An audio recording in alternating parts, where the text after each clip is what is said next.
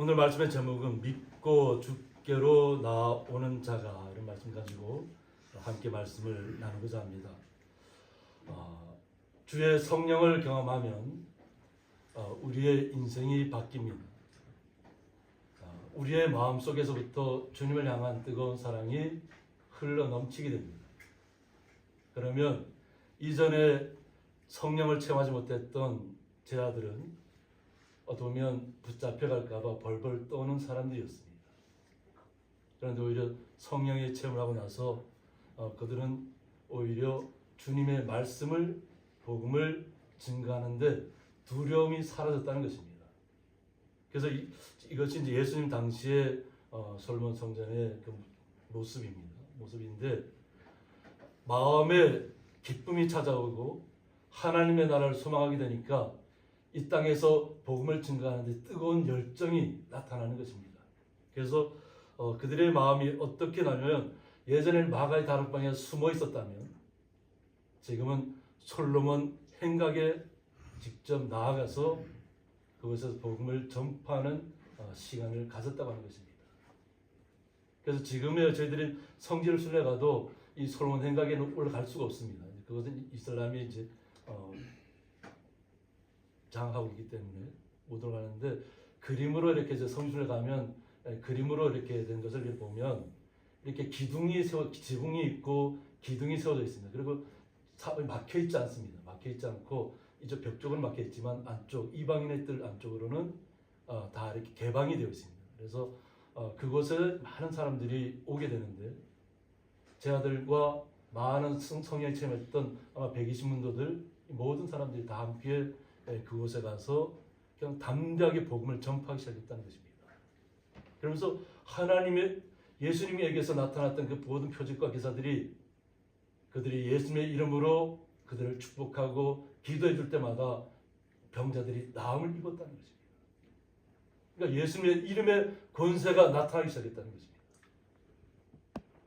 그러면서 많은 사람들이 변화의 시간을 갖게 되는데, 우리는 여기에서 극단의 어떤 방법을 보게 됩니다. 뭐냐면 예수님을 믿은 사람들과 하고 예수님을 믿지 않는 사람들의 상황이 바뀐다는 것입니다.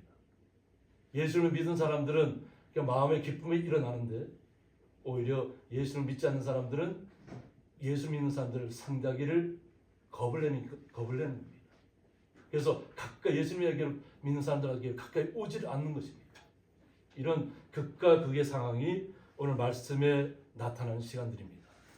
그래서 사도들의 손을 통하여 민간의 표적과 기사가 많이 일어났다고 했습니다.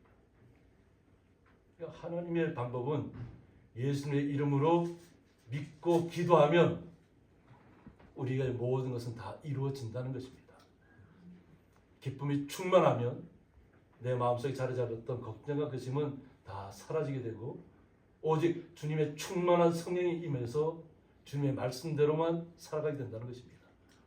그래서 믿는 사람이 다 마음을 같이하여 솔로몬 행각에 모였다고 했습니다. 예전 같으면 꿈도 꾸지 못할 일이죠.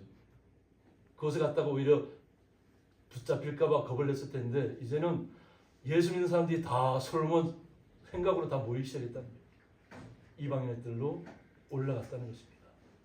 그러니까 아마 이렇게 얼마나 그것이 우리로 따지면 정선 장날 나가면 사람들이 막 붐비는 시간들, 막 어떤 때는 제가 정선 장날 때는 안 나가요. 왜냐면 사람들이 너무 많아서 다닐 수가 없어요. 다닐 수가 없어서 장날은 제가 안 나가는데, 어떤 때 부득이하게 장날에 나가면 지나가기가 막 버거울 정도로 사람들이 많을 때가 많아요. 아마 제가 생각했을 때는 솔로몬 행각이 아마 그런 시간들이 나타나지 않았을까 싶어요.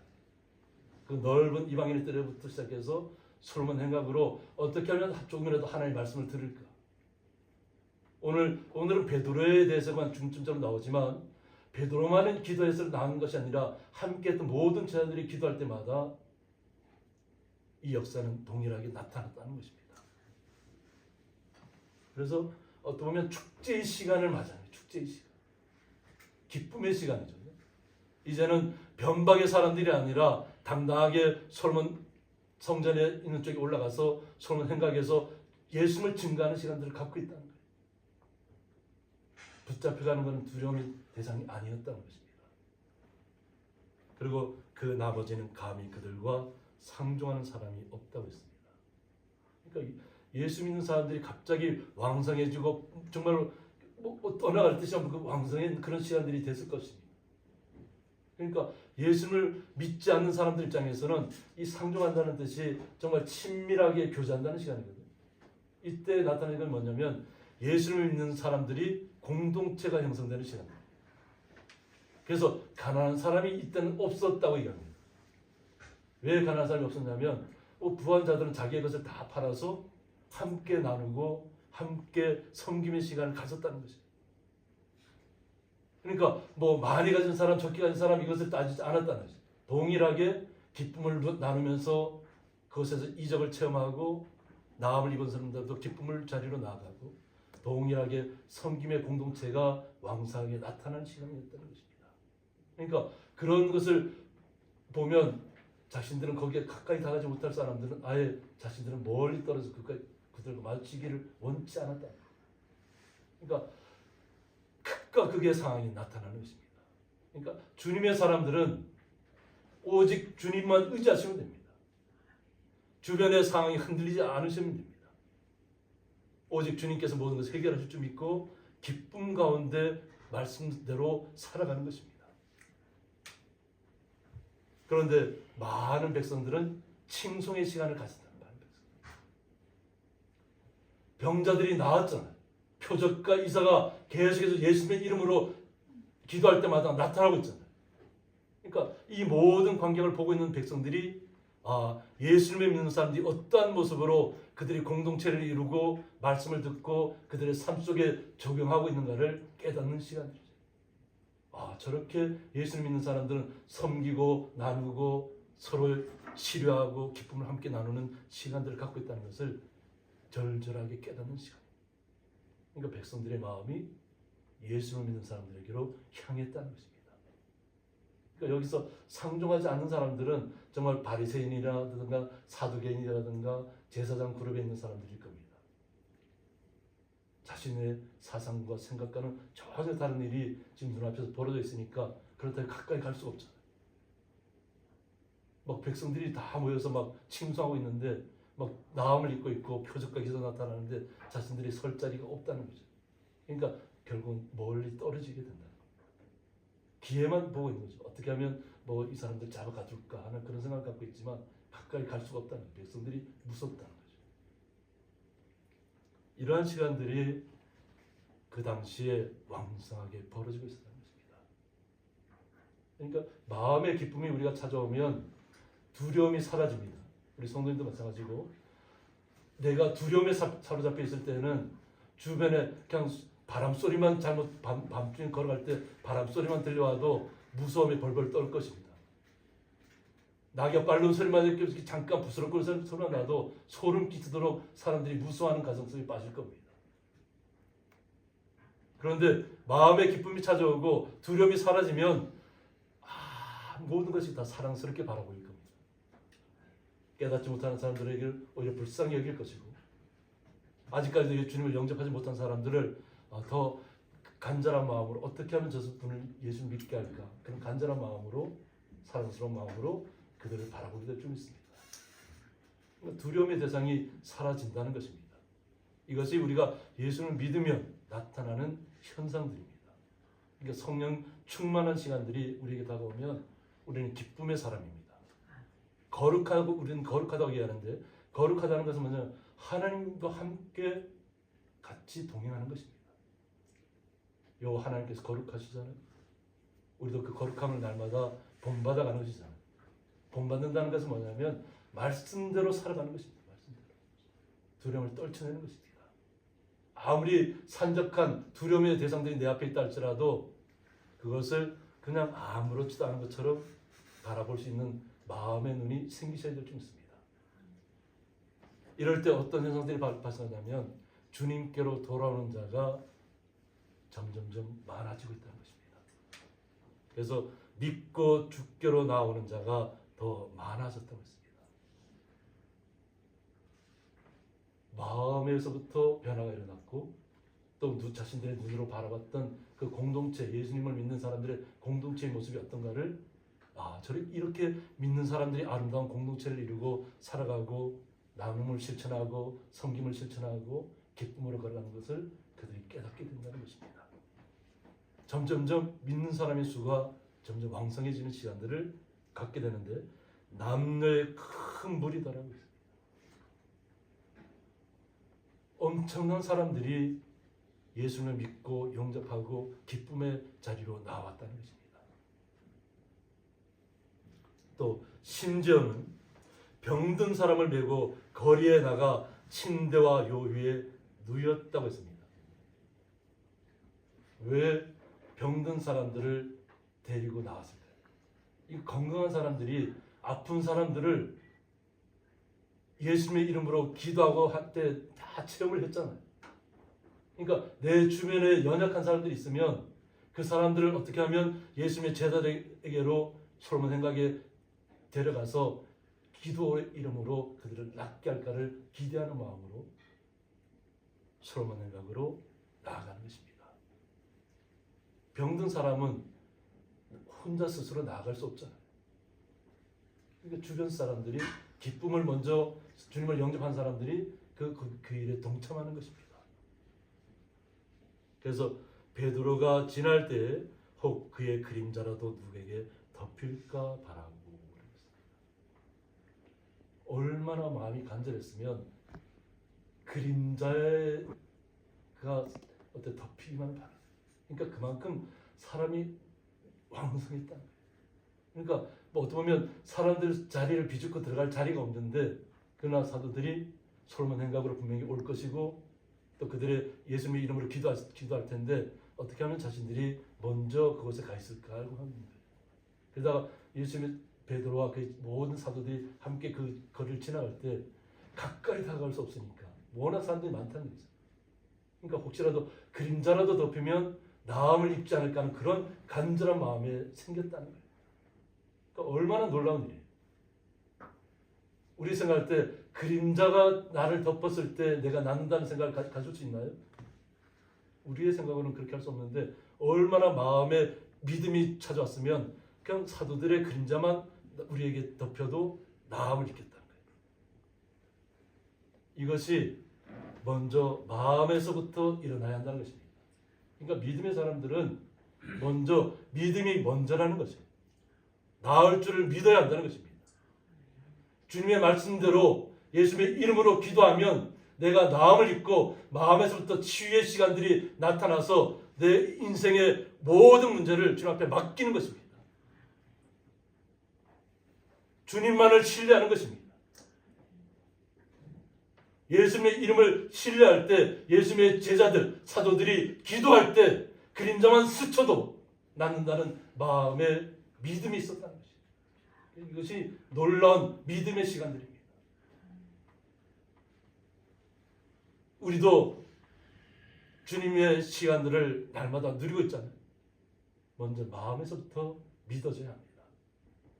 주님의 말씀이면 그것이 나에게 온전히 내 삶 속에서도 적용이 될 것이고 내 삶에 적용이 된 것은 내가 오늘 이 인생의 모든 오늘 찬양처럼 내 인생의 여정이 끝내고 났을 때 주님과 함께 그 나라에 갈 것을 소망하는 것입니다.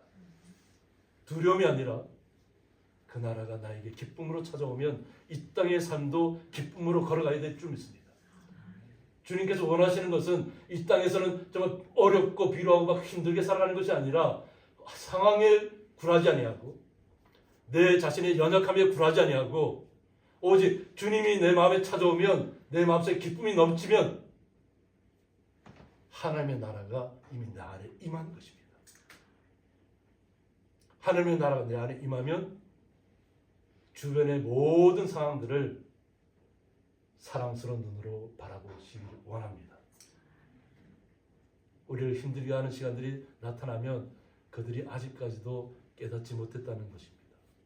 깨닫지 못한 사람들을 불쌍히 여기시고 치근하게 여기시고 그들이 때는 언제일지 우리는 알 수 없지만 그들이 주님께로 돌아오기를 기도해 주시기 바랍니다. 이것이 주님께서 원하시는 일인 줄 믿습니다. 그리고 예루살렘 부근에 수많은 사람들도 모였다고 했습니다. 솔로몬 행각에만 있는 것이 아니라 예루살렘 성전 모든 있는 분들이 아니라 그 외곽까지도 이제 소문이 퍼졌다는 거죠. 그래서 병든 사람과 더러운 귀신에게 괴로움 받는 사람을 데리고 와서 하라고 했습니다. 마음의 변화가 찾아오면 데리고 온다고 하죠. 더러운 귀신에게 괴로움 받는 사람들. 그러니까 믿음을 체험한 사람들이 지금 아직까지도 방황하고 있고 힘든 과정을 겪고 있고 귀신에 씌여 있는 사람들을 데리고 나오는 시간을 갖는다. 나만 치유받고 나만 행복하게 사는 것이 목적이 아니라 어떻게 하면 나와 같이 예수를 믿는 사람을 변화하게 시킬까 하는 것을 생각을 하는 것입니다. 그러니까 내 옆에 연약한 사람들을 다 데리고 나오는 거죠. 그 데리고 온다는 것은 뭐냐면 굉장히 힘든 시간들이에요. 그러니까 예루살렘 성전은 그나마 좀 아름답게 꾸며져 있지만 그 외곽은 광야입니다. 지금의 현대 이스라엘하고 비교해서는 안 됩니다. 그냥 산지. 그 산지를 그 당시에는 막 강이 막 흘러 넘쳤다는 거예요. 지금은 가면 이렇게 도로로 다 돼 있어서 강물이 안 보이면 물이 안 보이는데 하천이 굉장히 깊습니다. 이렇게 골짜기. 근데 그 골짜기를 넘어서 아픈 사람들, 연약한 사람들 어떻게 하면 내가 데리고 함께 나갈까 하는 그런 마음으로 다 나오니까 어떤 현상이 벌어지면 다 나음을 얻었다는 것입니다. 믿고 나오는 모든 사람들은 나음을 입었다는 것입니다. 이것이 오늘 저희들이 주님 앞에 나오는 시간인 줄 믿습니다. 우리 성도들이 먼저 기쁨을 회복하셔야 될 줄 믿습니다. 그리고 감사하시기 바랍니다. 제가 고향리에 처음 왔을 때 2007년에 처음 왔을 때 우리 성도님들한테 뭐 몇 분 되지 않았습니다.